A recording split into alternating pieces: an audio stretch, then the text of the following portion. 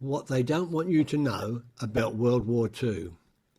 While it is true that the victor writes history, Hollywood has come along and rewritten World War II.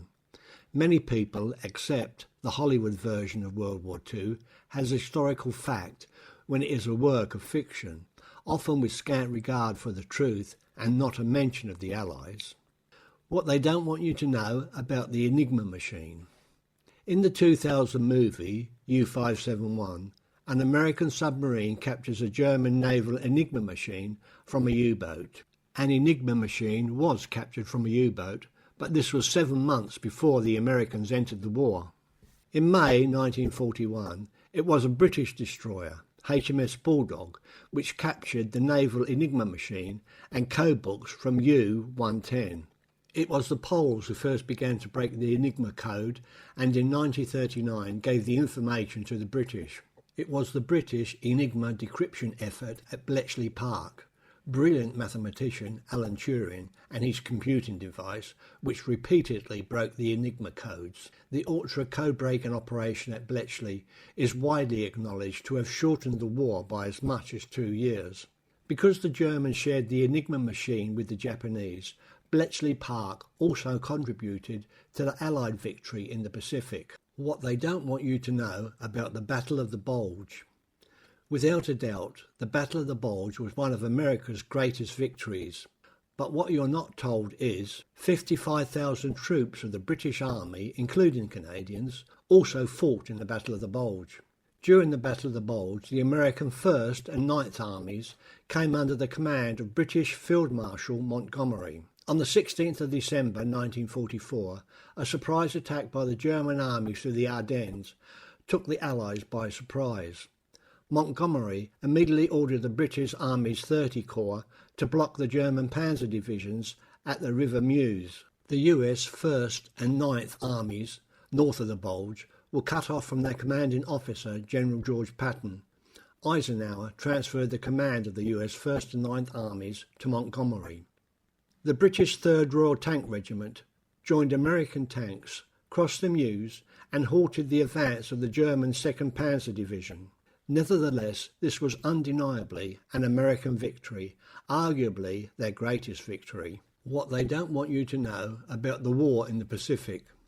Have you ever seen one single British, Canadian, Australian or New Zealand warship in American movies about the war in the Pacific? The Americans were not fighting the Japanese alone in the Pacific. The Allies were there. Fighting alongside the US fleet was the British Pacific Fleet, including the British Royal Navy, the Royal Australian Navy, the Royal Canadian Navy and the Royal New Zealand Navy. The British Pacific Fleet consisted of 6 fleet carriers, 4 light carriers, 8 escort carriers with 750 aircraft, 5 battleships, 11 cruisers, 41 destroyers, 18 sloops, 13 frigates, 36 submarines, 42 smaller warships and 54 fleet-trained vessels which included oilers, storeships and hospital ships. When US B-29 bombers failed to destroy oil refineries on Sumatra, which supplied Japan with aviation fuel, planes from the British Pacific Fleet destroyed them. The British Pacific Fleet played a vital role protecting US troops during the invasion of Okinawa. The British carriers had armoured flight decks, and although attacked and hit by kamikaze aircraft, their armoured decks prevented them from sustaining critical damage and they remained in action. British, Indian, Australian and New Zealand troops fought Japanese troops to a standstill and forced them back in Burma, Malaya, New Guinea, Bougainville, New Britain and Borneo. And didn't the Australians do well in New Guinea, crossing the Owen Stanley mountain range, through thick jungle, along the tough Kokoda Trail to defeat the Japanese? What they don't want you to know about the world's largest navy.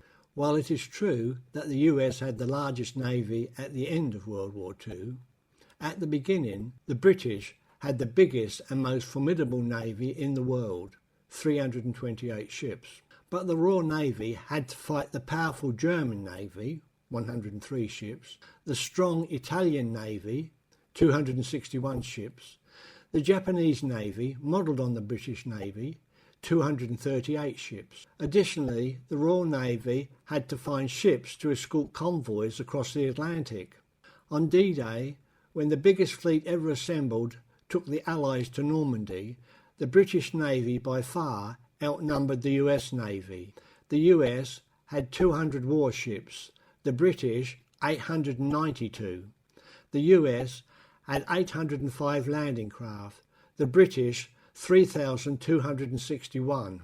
What they don't want you to know about inventing the atomic bomb. While it is true that the first atomic bomb was made at Los Alamos, New Mexico, British physicists contributed to its development. Early in 1940, at the British University of Birmingham, the Australian physicist Mark Oliphant found that as little as 1 kilo of uranium would explode with the power of thousands of tons of dynamite. In 1941, Britain started the world's first nuclear weapons research program, giving the United States access to its scientific research.